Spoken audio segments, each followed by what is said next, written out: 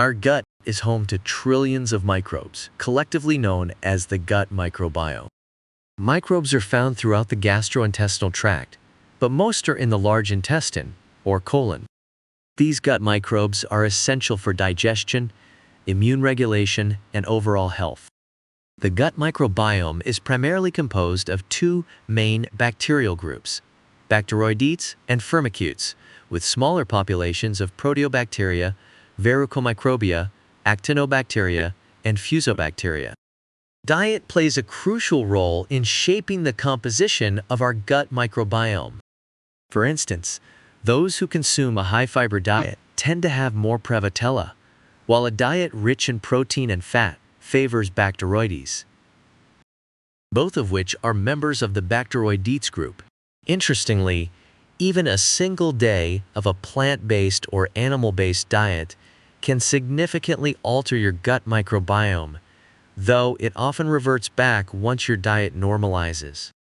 Two critical components of our diet that influence the microbiome are probiotics and prebiotics. Probiotics are live microorganisms that offer a health benefit, for example, by helping to enhance or restore health to our gut microbiome. Many of the microorganisms that naturally live in our bodies are similar to microorganisms found in probiotic foods, drinks, and dietary supplements.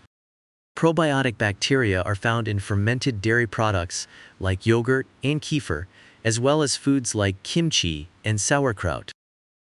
However, not all fermented foods are probiotics. To qualify as a probiotic, it should contain sufficient live bacteria that have proven health benefits.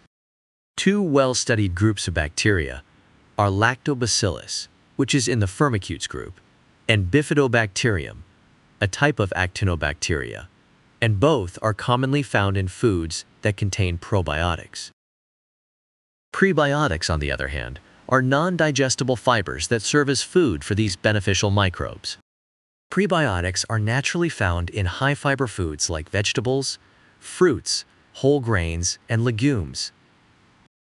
Ingredients in some packaged foods, like inulin and oligosaccharides, are also classified as prebiotics. Prebiotics reach the large intestine, where they are fermented by gut bacteria.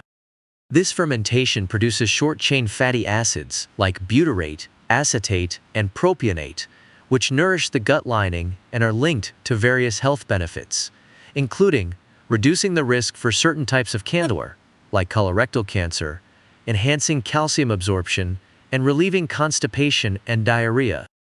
Certain studies have shown that prebiotics have a positive effects on treating irritable bowel syndrome and Crohn's disease. Also, these short-chain fatty acids enter the bloodstream and travel to other organs, where they can act as signals to communicate with the brain, as well as regulate the immune system and inflammation. A plant-based or high-fiber diet promotes the growth of bacteria that produce more short-chain fatty acids, potentially offering broad health benefits. However, despite some promising findings, prebiotic and probiotic supplements are rarely used in hospital settings due to a lack of conclusive evidence supporting their health benefits.